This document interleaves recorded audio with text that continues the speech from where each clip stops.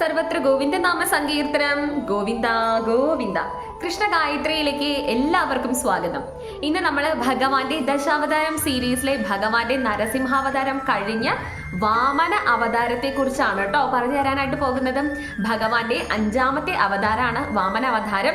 അതിമനോഹരമായിട്ടുള്ള ഒരു കഥയാണത്. അപ്പൊ നമുക്ക് അധികം താമസിപ്പിക്കാതെ കഥയിലേക്ക് കടക്കാം. മത്സ്യം, കൂർമ്മം, വരാഹം, നരസിംഹം, വാമനൻ, പരശുരാമൻ, ശ്രീരാമൻ, ബലരാമൻ, ശ്രീകൃഷ്ണൻ, ഗഡ്ഗെ. ഇതാണ് ഭഗവാന്റെ 10 അവതാരം. അതിൽ നമ്മൾ ആദ്യത്തെ 4 അവതാരം, അതായത് നരസിംഹാവതാരം വരെ നമ്മൾ വീഡിയോ ചെയ്തു കഴിഞ്ഞു. കാണാത്തവരൊന്ന് പോയി കാണുക.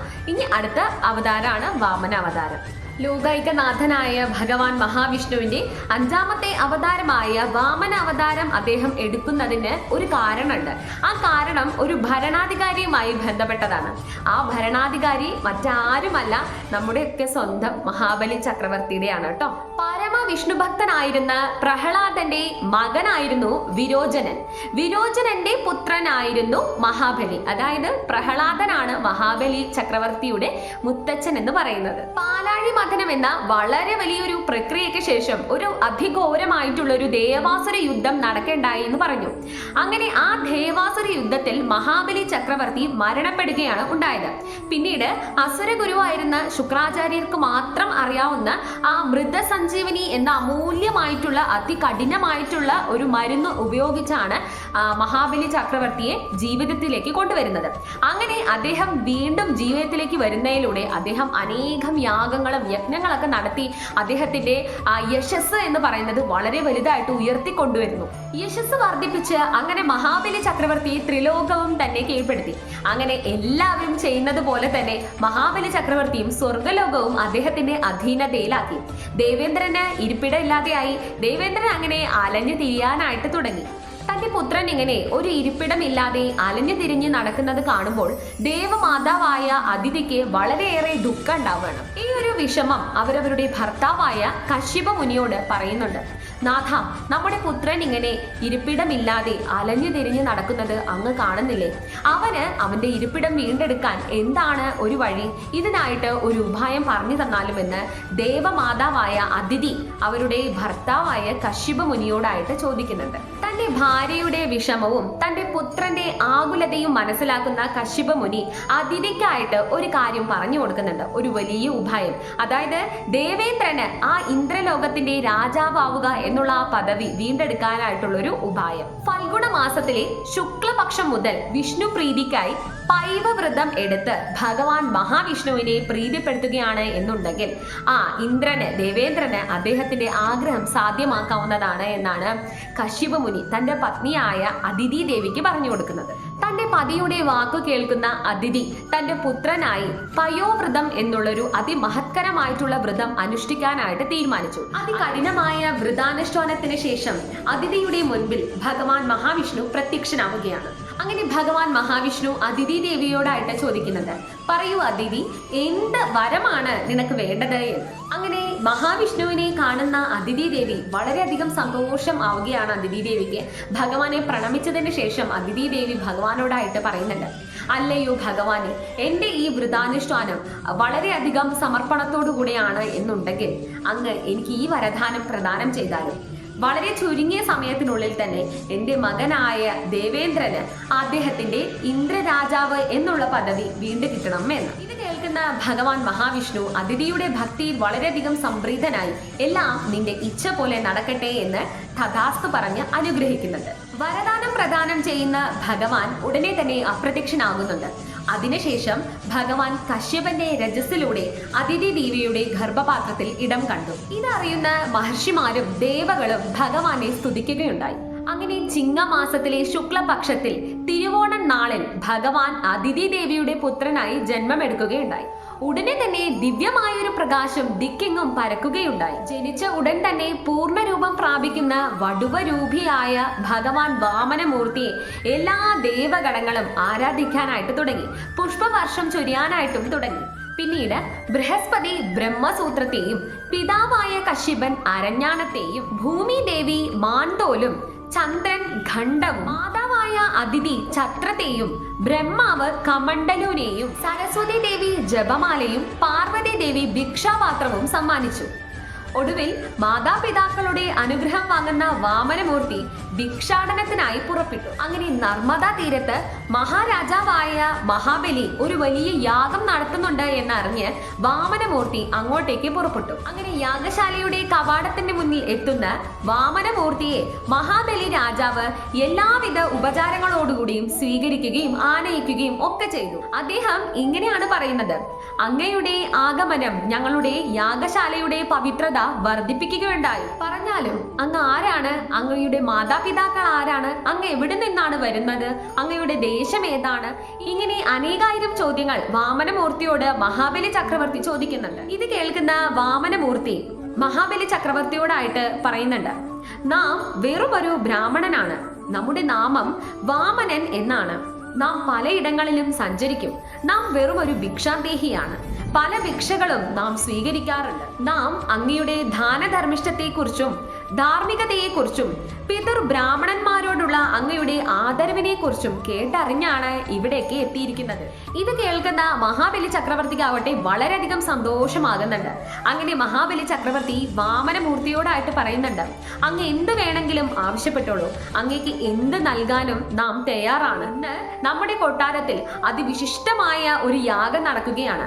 അങ്ങയുടെ ഈ ഒരു സാമീപ്യം എന്നത് വളരെ അമൂല്യമാണ് എന്ന്. ഇത് കേൾക്കുന്ന വാമനമൂർത്തി മഹാബലി ചക്രവർത്തിയോടായിട്ട് പറയുന്നുണ്ട്: മഹാബലി ചക്രവർത്തി, നമുക്ക് ഇരുന്ന് തപസ് ചെയ്യാനായി 3 അടി മണ്ണ് മാത്രം അങ്ങ് നൽകിയാൽ മതി. അദ്ദേഹം ഇങ്ങനെ കൂടി പറയുകയുണ്ടായി: നമുക്ക് തപസ് ചെയ്യാനുള്ള 3 അടി മണ്ണ് നാം നമ്മുടെ പാദങ്ങൾ കൊണ്ട് തന്നെ അളന്നെടുത്തുകൊള്ളാം. കേൾക്കുന്ന മഹാബലി ചക്രവർത്തി ആവട്ടെ വളരെയധികം സന്തോഷത്തോടു കൂടി വാമനമൂർത്തിയോടായിട്ട് പറയുന്നുണ്ട്: അങ്ങേക്ക് മറ്റൊന്നും ആഗ്രഹമില്ലെങ്കിൽ അങ്ങയുടെ അഭീഷ്ടം പോലെ ആവട്ടെ എന്ന്.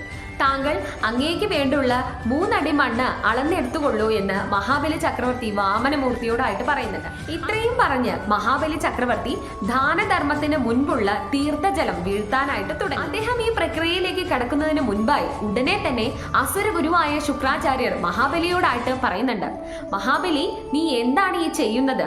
ഇത് ഭഗവാൻ നാരായണനാണ്. അദ്ദേഹത്തിന്റെ വാമനമൂർത്തി അവതാരത്തിലൂടെയാണ് നിന്റെ മുന്നിൽ വന്നിരിക്കുന്നത്. അദ്ദേഹം ഈ 3 അടി എന്നുകൊണ്ട് ഉദ്ദേശിക്കുന്നത് ത്രിലോകത്തെ തന്നെയാണ്. അതുകൊണ്ട് മഹാബലി ഈ ഒരു സന്ദർഭത്തിൽ മൂഢതം പ്രവർത്തിക്കാതിരിക്കൂ എന്ന് അദ്ദേഹത്തിനോടായിട്ട് പറയുന്നുണ്ട്. പക്ഷേ ശുക്രാചാര്യരുടെ ഈ ഒരു വാക്കുകൾക്ക് മഹാബലി ചക്രവർത്തി ഒട്ടും തന്നെ പ്രാധാന്യം നൽകുന്നതില്ല. അതുകൊണ്ട് തന്നെ ദാനകർമ്മത്തിന് മുൻപുള്ള തീർത്ഥജലം സമർപ്പിക്കാനായിട്ട് അദ്ദേഹം കിണ്ടി അദ്ദേഹത്തിന്റെ കരങ്ങളിൽ എടുക്കുന്നുണ്ട്. ഇത് കാണുന്ന ശുക്രാചാര്യർ മഹാബലി ചക്രവർത്തി വലിയ രീതിയിൽ തന്നെ ശപിക്കുന്നുണ്ട്. തന്റെ ഉപദേശം സ്വീകരിക്കാത്ത മഹാബലി ചക്രവർത്തി എന്നേക്കുമായി നശിച്ചു പോകട്ടെ എന്നതാണ് ആ ഒരു ശാപം. എന്നിട്ടും അദ്ദേഹം എന്താണ് പ്രവർത്തിക്കുന്നത്? അദ്ദേഹത്തിന്റെ വാക്കുകൾ കേൾക്കാതിരിക്കുന്ന മഹാബലി ചക്രവർത്തിയുടെ അദ്ദേഹത്തിന്റെ കയ്യിലിരിക്കുന്ന ആ കിണ്ടിയിൽ ഒരു വണ്ടിന്റെ രൂപത്തിൽ ചെന്ന് ആ കിണ്ടിയുടെ വാലിന്റെ ഉള്ളിൽ ഒളിഞ്ഞിരിക്കുകയാണ്. അതായത് ആ ജലം പുറത്തു വരാത്ത രീതിയിൽ ഒളിഞ്ഞിരിക്കുകയാണ്. അങ്ങനെ ഇത് കാണുന്ന വാമനമൂർത്തി ഒരു ദർഭ എടുത്ത് ആ ഒരു കിണ്ടിയുടെ വാലിലൂടെ കുത്തിയിറക്കുന്നുണ്ട്. അങ്ങനെ പരിക്കേറ്റ് ശുക്രാചാര്യർ ആ ഒരു കിണ്ടിയുടെ പുറത്തേക്ക് ചാടുകയാണ്. അങ്ങനെ മഹാബലി ചക്രവർത്തി തീർത്ഥം സമർപ്പിക്കുകയും 3 അടി മണ്ണ് എടുത്തുകൊള്ളാനായിട്ട് പറയുകയും ചെയ്യുന്നുണ്ട്. തീർത്ഥജലം സമർപ്പിച്ച മാത്രയിൽ തന്നെ വാമനമൂർത്തി ആകാശം മുട്ടെ വളർന്ന് വലുതാവുകയാണ്. ഇത് കാണുന്ന മഹാബലി ചക്രവർത്തി ആവട്ടെ വളരെയധികം ഭക്തിയോടുകൂടിയും ആശ്ചര്യത്തോടു കൂടിയുമാണ് നിൽക്കുന്നത്. കാരണം അദ്ദേഹത്തിന് മുൻപ് തന്നെ ശുക്രാചാര്യർ പറഞ്ഞിട്ടുണ്ട് ഇത് ഭഗവാൻ നാരായണനാണ് എന്ന്. അങ്ങനെ ആകാശമുട്ടെ വളർന്നു നിൽക്കുന്ന വാമനമൂർത്തി അദ്ദേഹത്തിന്റെ ഒരു കാൽപാദം മുഴുവനായിട്ട് ഭൂമിയെ മുഴുവൻ അളന്നെടുത്തു. അങ്ങനെ അടുത്തതായി ആകാശം, അതായത് സ്വർഗലോകം മുഴുവനായിട്ട് അളന്നെടുക്കുകയാണ്. പിന്നീട് ഭഗവാന്റെ പാദം വെക്കാനായിട്ട് സ്ഥലമില്ലാതെയായി. അങ്ങനെയാണ് ഭഗവാന്റെ മുന്നിൽ ചക്രവർത്തിയായ മഹാബലി അദ്ദേഹത്തിന്റെ ശിരസ് കുനിച്ചു കൊടുക്കുകയാണ്. വളരെ വലിയ ഭക്തിയോടുകൂടെയാണ് അദ്ദേഹം ഈ കാര്യം പ്രവർത്തിക്കുന്നത്. കാരണം അദ്ദേഹത്തിന്റെ നാശം തന്നെ മുന്നിൽ കാണുന്നുണ്ട്. പക്ഷെ എങ്കിൽ പോലും അദ്ദേഹം ഭഗവാന് മുന്നിൽ അദ്ദേഹത്തിന്റെ ശിരസ് കുനിച്ചു കൊടുക്കുകയാണ്. മഹാബലി ചക്രവർത്തിയുടെ ഈ ഒരു പ്രവൃത്തി കണ്ട് അദ്ദേഹത്തിന്റെ മുത്തച്ഛനായ പ്രഹ്ലാദന് വളരെയധികം ആനന്ദവും സന്തോഷവും ഒക്കെ ഉണ്ടാവുകയാണ്. വലിയ നാരായണ ഭക്തനാണല്ലോ പ്രഹ്ലാദൻ. അതുകൊണ്ട് പ്രഹ്ലാദൻ ഭഗവാൻ നാരായണനോടായിട്ട് പറയുകയാണ് അദ്ദേഹത്തിന്റെ പേരക്കുട്ടിയായ മഹാബലിക്ക് വളരെ വലിയ ഒരു അനുഗ്രഹം നൽകി അദ്ദേഹത്തിന്റെ കഷ്ടതകളെല്ലാം മാറ്റി അദ്ദേഹത്തിനെ എന്നെന്നും സംരക്ഷിച്ചു കൊള്ളണമേ നാരായണ എന്ന് പ്രഹ്ലാദൻ വാമനമൂർത്തിയോടായിട്ട് അപേക്ഷിക്കുകയാണ്. ഇത് കേൾക്കുന്ന വാമനമൂർത്തിയായ ഭഗവാൻ നാരായണൻ പ്രഹ്ലാദനോടും മഹാബലിയോടായിട്ടുമായിട്ട് പറയുന്നുണ്ട്. അതായത് മഹാബലിയുടെ മനസ്സിനുള്ളിൽ കുറച്ച് കണികയോളം മാത്രം ഒരു ചെറിയ രീതിയിൽ മാത്രം അഹങ്കാരം കുടിയേറിയിട്ടുണ്ടായിരുന്നു. അത് ഈ ഒരു പ്രവൃത്തിയിലൂടെ തന്നെ മാറിക്കിട്ടിയിരിക്കുന്നു. ഇപ്പോൾ മഹാബലിയുടെ പദവി എന്ന് പറയുന്നത് അതിമഹനീയമാണ്. സമർപ്പണത്തിന്റെ ഏറ്റവും വലിയ ഒരു ഉദാഹരണം തന്നെയാണ് മഹാബലി ചക്രവർത്തി. അതുകൊണ്ട് മഹാബലിയെ നാം ഒരിക്കലും ഒരു മോശം സ്ഥിതിയിലേക്ക് കൊണ്ടുപോയി എത്തിക്കില്ല. ഇപ്പോൾ മഹാബലിയെ നാം സുതലത്തിലേക്കാണ് പറഞ്ഞു വിടാനായിട്ട് പോകുന്നത്. സ്വർഗലോകത്തിലും അതിമനോഹരമായിട്ടുള്ള ഒരു സ്ഥലമാണ് സുതലം. അവിടെ ഇനി മഹാബലി ചക്രവർത്തിയായി ഭരണം മുന്നോട്ട് കൊണ്ടുപോകണം. ഇതായിരുന്നു ഭഗവാൻ നാരായണന്റെ കൽപ്പന. അങ്ങനെ അദ്ദേഹത്തിന്റെ പാദങ്ങൾ മഹാബലി ചക്രവർത്തിയുടെ ശിരസിൽ വെച്ച് സുതലം എന്ന ഒരു വലിയ സ്വർഗലോകത്തിലേക്ക് പറഞ്ഞു വിടുകയാണ്. പാതാളം എന്നാണ് നമ്മൾ പലരും മനസ്സിലാക്കി വെച്ചിരിക്കുന്നത്. അതായത് വാമനമൂർത്തി മഹാബലിയെ പാതാളത്തിലേക്ക് ചവിട്ടി താഴ്ത്തി എന്നതാണ് നമ്മൾ കേട്ടിരിക്കുന്ന ഒരു കാര്യം. പക്ഷെ അതൊരിക്കലും പാതാളമല്ല കേട്ടോ. അത് സുതലം എന്ന് പറയുന്ന ദേവശില്പിയായ വിശ്വകർമാവിന്റെ നിർമ്മിച്ച അദ്ദേഹത്തിന്റെ നിർമ്മിതിയിലുണ്ടായ ഒരു സ്ഥലമാണ് സുതലം. അതിമനോഹരമായിട്ട്, അതായത് സ്വർഗലോകത്തെ പോലെ തന്നെ അതിമനോഹരമായിട്ടുള്ളൊരു ലോകമാണ് സുതലം എന്ന് പറയുന്നത്. അവിടെ ഭരണം നടത്താനാണ് ഭഗവാൻ നാരായണൻ, അതായത് വാമനമൂർത്തിയായ ഭഗവാൻ നാരായണൻ മഹാബലി ചക്രവർത്തിയെ പറഞ്ഞു വിടുന്നത്. അപ്പോൾ ഇതാണ് ഭഗവാൻ നാരായണന്റെ വാമനമൂർത്തി അവതാരത്തിന്റെ കഥ. ഓം ത്രിവിക്രമായ വിദ്മഹേ വിശ്വരൂപായ ധീമഹി തന്നോ വാമന പ്രചോദയാത്. ഇതാണ് വാമന ഗായത്രി കേട്ടോ. അപ്പൊ ഭഗവാൻ നാരായണനെ വാമനാവതാര രൂപത്തിൽ പ്രാർത്ഥിക്കുന്നതിലൂടെ നിങ്ങളുടെ മനസ്സിലുണ്ടാവുന്ന കുടില ചിന്താഗതിയെ, അല്ലെങ്കിൽ നിങ്ങളുടെ മനസ്സിലുണ്ടാവുന്ന വേറെ നമ്മുടെ മനുഷ്യന്റെ മനസ്സെന്ന് പറഞ്ഞാൽ പല രീതിയിലൊക്കെ സഞ്ചരിച്ചു പോകും അല്ലേ. അപ്പോൾ ആ ചിന്താഗതിയൊക്കെ മാറ്റി വളരെ ഒരു ശുദ്ധമായ രീതിയിലേക്ക് നിങ്ങളുടെ മനസ്സിനെ കൊണ്ടുവരാനായിട്ട് സാധിക്കുമെന്നാണ് പറഞ്ഞു കേട്ടിരിക്കുന്നത്. അപ്പോൾ എല്ലാവർക്കും ഭഗവാൻ വാമനമൂർത്തിയുടെ അനുഗ്രഹം ഒക്കെ ഉണ്ടാവട്ടെ എന്ന് ആശംസിക്കുന്നു. ഇനി അടുത്ത വീഡിയോയിലൂടെ കാണാം. ഈ വീഡിയോ ഞാൻ ഭഗവാന് സമർപ്പിക്കുകയാണ്. സർവം ശ്രീകൃഷ്ണാർപ്പണമസ്തു. ജയ ശ്രീകൃഷ്ണ, ജയ ശ്രീ രാധേ രാധേ ഗോവിന്ദ. അടുത്ത വീഡിയോയിലൂടെ കാണാം കേട്ടോ.